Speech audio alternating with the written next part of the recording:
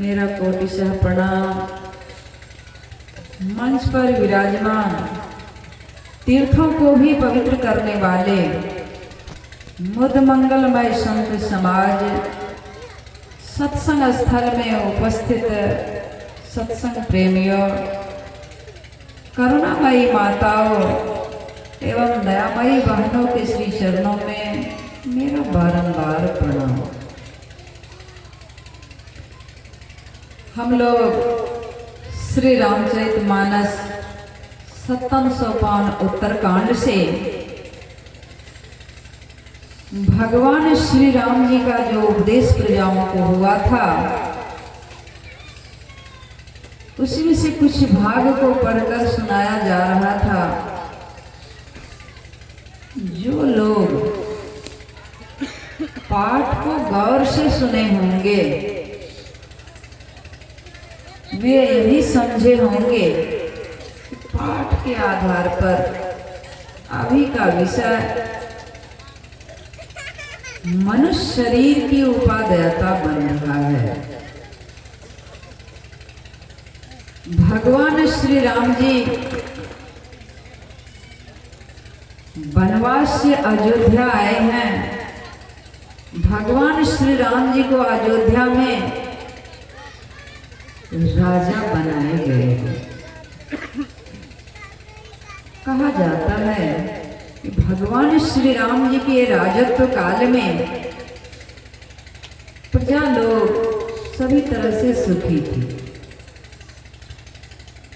तो भगवान राम के मन में हुआ कि मेरे रहते मेरी प्रजा सुखी है, जीवन काल में सुखी है, मरने के बाद भी सुखी रहे। इसके लिए भगवान राम ने एक बैठक बुलाया। एक बार रघुनाथ बुलाए, गुरु द्विजपुर वासिन सब आए। बैठे गुरु मुनि अरु द्विज सज्जन, बोले बचन भगत भव भंजन। नहीं अनीति कछु नहीं प्रभु ताहि, तो मोहि बर जहूँ भय बिसराहि। सोई सेवक प्रियतम मम सोई, मम अनुशासन माने जुड़े। सभा में नगरवासियों को बुलाए हैं, गुरुजनों को बुलाए हैं, बुलाकर यथायोग सबको आसन दिए हैं, बिठाए हैं। बिठाकर कहते हैं कि हे भाइयों, हे बहनों, मैं आप लोगों को कुछ कहने जा रहा हूँ। मेरी बात अच्छी लगे तो मानिएगा, मेरी बात अच्छी नहीं लगे तो मुझे रोक दीजिएगा, बरस दीजिएगा। ऐसा भय नहीं रखिएगा कि राजा बोल रहे हैं, भगवान बोल रहे हैं, निर्भय हो के हमको रोक दीजिएगा मेरी बात अच्छी नहीं लगे तो। आगे क्या बोले? सोई सेवक प्रियतम मम सोई, मम अनुशासन माने जोई। वही मेरा प्रिय होगा और वही मेरा सेवक होगा जो मेरे अनुशासन को मानेगा। अनुशासन में भगवान राम प्रजाओं से कह रहे थे, बड़े भाग मानुष तनु पावा, सुर दुर्लभ सब ग्रंथ ही गावा। हे भाइयों, हे बहनों, बड़े भाग से मनुष्य का शरीर मिलता है। सुर माने देवता। मनुष्य शरीर के लिए देवता ललायित है। नर समान नहीं कवलम देहि, जीव चराचर जांचत देहि। चर अचर सभी प्राणी चाहते हैं कि हमको मनुष्य का शरीर मिले, हमको मनुष्य का शरीर मिले। तो भाइयों बहनों, जिसको मनुष्य शरीर नहीं है वो चाहते हैं कि हमको मनुष्य का शरीर मिले, और जिसको मिला हुआ है वो क्या करते हैं? मनुष्य शरीर पाते। तो परम भक्ति सहजबाई कहती हैं कि भाई आया जगत में क्या किया, जिसको मनुष्य शरीर मिला है वो क्या किया संसार में आके, तन पाला के पेट खा खा के पेट को बढ़ा रहा है। जो जिस शरीर के लिए चर अचर सभी प्राणी ललायित है, यहाँ तक कि देवी देवता ललायित है, ऐसा अनमोल शरीर पाके परम भक्ति सजो आई करती है कि दिन तो बिता दिया खा के, रात बिता दिया सो के, हीरा जैसे मनुष्य शरीर को कौड़ी के भाव गमा दिया, इसीलिए मनुष्य शरीर मिला था। ब्रह्मानंद स्वामी कहते हैं खाना पीना सो जाना यह काम है पशु समाना जी, फिर मनुष्य देह क्यों धारण, मनुष्य शरीर क्यों धारण किया, कि खाते पीते सो जाते हो, इतना काम तो पशु भी करता है। शास्त्र में आया है आहार निद्रा भय मैथुनंच समाम में तत्पशुभिर नराणाम ज्ञान नराणाम अधिकं विशेषो ज्ञाने नहीं ना पशुभिर समान।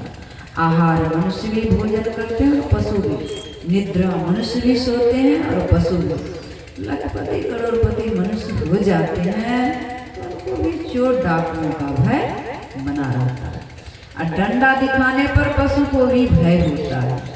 मैथुन की लेती यानी बाल बच्चा पैदा मनुष्य भी करते हैं और पशु भी। हमारे ऋषि और संत कहते हैं कि 4 काम मनुष्य भी करते हैं, 4 काम पशु भी। तो अभी तक तो पशु और मनुष्य में कोई अंतर नहीं देखा गया। तो क्या मनुष्य और पशु में अंतर नहीं है? कहाँ अंतर है।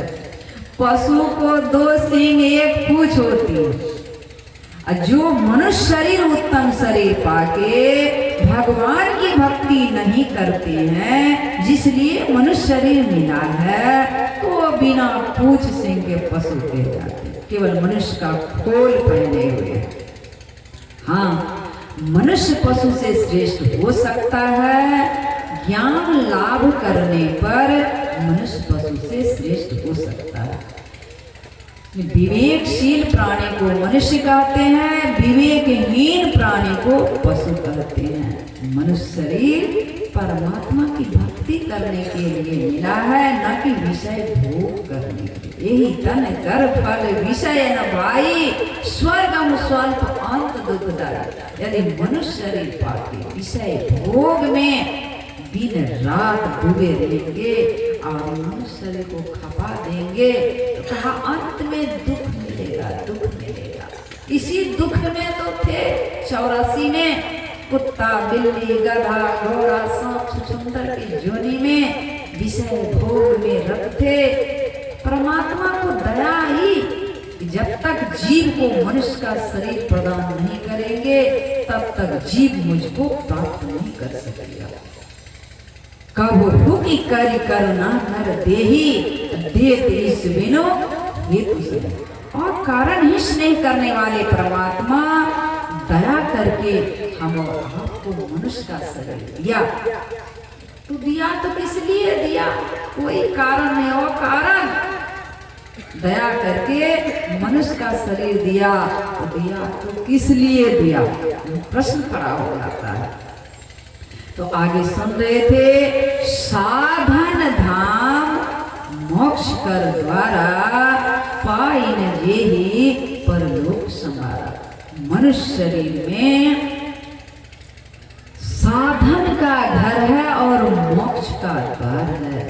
मनुष्य ही सब कुछ कर सकता है। मनुष्य ही कहा, मनुष्य शरीर में सभी साधनों का घर और मोक्ष का द्वार है। मनुष्य ही डॉक्टर बनता है, इंजीनियर बनता है, IAS बनता है, APS बनता है, CM बनता है, PM बनता है, यहाँ तक कि चौकीदार चपरासी मनुष्य बनता है। कुत्ता बिल्ली गधा घोड़ा सांप छुछुंदर।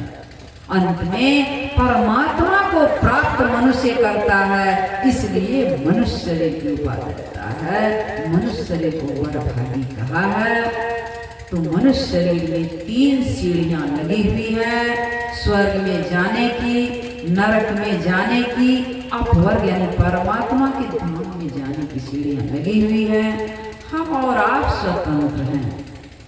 चाहे तो मनुष्य शरीर परमात्मा प्रदान किए हैं, तो मनुष्य शरीर पाके हम और आप स्वतंत्र है ये हैं। चाहे तो देवी देवता की पूजा भक्ति करके स्वर्ग को चले जाएं, चाहे तो पाप करके नरक में चले जाएं, और चाहे तो सदगुरु से दीक्षा लेकर परमात्मा की भक्ति करके परमात्मा के धाम में चले जाएं। तो देवी देवता की पूजा भक्ति करके स्वर्ग में जाएंगे और फिर स्वर्ग सुख भोग कर मर्तलोक में आना पड़ेगा। त्रयी विद्यावान सो मापा पूत पापा यज्ञ रिष्ट्वा स्वर्गतिं प्रार्थयन्ते ते पुण्यमासाद्य सुरेंद्र लोकमश्नन्ति दिव्यान दिवि ते भोगान ते तं भुक्त्वा स्वर्ग लोकं विशालं क्षीणे पुण्य मर्तलोकं विशन्ति एवं त्रयी धर्म मनुप्रपन्ना गता गतं काम कामा लभन्ते। देवी देवता की पूजा भक्ति करेंगे, पुण्य नहीं होगा सो बात नहीं, पुण्य होगा। पुण्य रूपी बैलेंस मनुष्य शरीर में भरा के कहाँ जाएंगे? राजा इंद्र के लोक स्वर्ग में। जब तक पुण्य की पूंजी रहेगी, पुण्य रूपी बैलेंस रहेगा, तब तक तो स्वर्ग में मनचाहा सुख मिलेगा। और जब पुण्य रूपी बैलेंस जीरो पर आएगा, छीने पुण्य मर्तलोकं विशन्ति। उदाहरण मोबाइल का बहुत अच्छा है। मोबाइल में हम और आप बैलेंस भराते हैं। जब तक बैलेंस रहता है तब तक तो फ्री बाथरूम में भी फ्री है, नहीं काटते, फ्री बात कर लेते। और जब बैलेंस जीरो पर आता है तो कितना कॉल लगाते हैं, टच को टच करते हैं, कॉल लगाते लगाते थक जाते हैं। उधर से बार बार जवाब आता है कि आपके पास पर्याप्त बैलेंस नहीं है, इसलिए आपकी कॉल पूरी नहीं हो सकती है। ठीक उसी तरह हम और आप देवी देवता की पूजा भक्ति करेंगे, पुण्य रूपी बैलेंस भराएंगे। जब तक पुण्य रूपी बैलेंस रहेगा तब तक तो स्वर्ग में मनचाहा सुख मिलेगा। पुण्य रूपी बैलेंस जीरो पर आएगा, कितनों राजा इंद्र के पैर को पकड़कर गिरगिराएंगे। एक दिन और रहने दिया जाए, आधा दिन, एक क्षण वहीं से धकेल देंगे। फिर आप नरक में जाएंगे कि 84 में जाएंगे, देवी देवता को इसका गारंटी नहीं है। मरो। जो सदगुरु से दीक्षा लेकर थोड़ा भी अभ्यास करते हैं, तो संत सम्राट संत कबीर साहब ने कहने की कृपा की कि भक्ति बीज बिन से नहीं, भक्ति बीज का विनाश नहीं होता है। भक्ति बीज बिन से नहीं, जहाँ जुग जाए अनंत, ऊंच नीच घर जन्म लिए तो भी संत का संत। अब भगवान कृष्ण क्या बोले? प्राप्य पुण्य कृतम लोकानुषित्वा शाश्वती समा सुचिनां श्रीमतांगे योग भ्रष्टो भी जायते अथवा योगी नाम में कुले भवती धीमता। एतद्धि दुर्लभतरं लोके जन्म यदीदृशं पूर्वाभ्यासेन तेनेव ह्येते यो वसोऽपि स जिज्ञासुरपि योगस् शब्द ब्रह्मा तिवर्तते। प्रयत्नाद्यतमानस्तु योगी संशुद्ध किलीसा अनेक जन्म संसिद्धस्तो यान्ति परम गतिम्। हे अर्जुन, जो सदगुरु से दीक्षा लेकर थोड़ा भी भजन करते हैं, उसको मैं पुनः पुनः बड़भागी मनुष्य शरीर देता हूँ। मनुष्य शरीर देकर जीव को साधारण घर में नहीं रखता हूँ, पवित्र धनी मानी के घर में रखता हूँ, या पहुँचे हुए जोगी महात्मा के घर में रखता हूँ, स्वर्ग में रखता हूँ तो देवता के जीवन में, फिर स्वर्ग से मर्तलोक में आता है शुद्ध सदाचारी समधम का पालन करने वाले जोगी कुल में उसका जन्म देता हूँ। अब फिर वहाँ भक्ति पूरी होती है तो भक्त को अपने घर बुला लेता हूँ। तो तुम्हें कहो अर्जुन, जो भक्त मेरा घर चला आता है उसका पुनर्जन्म नहीं होता है अर्जुन। जो जीव मेरे घर में चला आता है वो जीव क्या करता है, अहम ब्रह्मस्मि, मैं ब्रह्म ही हूँ, अपने को अनंत विस्तार में जीव पाता है। जो परमात्मा की भक्ति नहीं करता है वो नरक 84 में चला जाता है। नरक 84 में जाना हुआ, भारी हानि में जाना हुआ, तो लाभ कहाँ मानुष तन पाई, मनुष्य शरीर मिला, 184 भरमी के पाँव पे अटका आए, अब की पासा न पड़े तो फिर 84 जाए, तो लाभ कहाँ मनुष्य। मनुष्य शरीर तो परमात्मा दया करके दिया, लेकिन मनुष्य शरीर पाके भक्ति नहीं करेंगे तो फिर 84 का चक्कर लगाना पड़ेगा। केनोपनिषद के केन ऋषि कहते हैं, इहि चेद वेदी दत्थ सत्यमस्ति न चेदीहा वेदीन महति विनष्टि भूतेषु भूतेषु विजित धीरा प्रत्यास्मात् लोका निवृत्ता भवन्ति।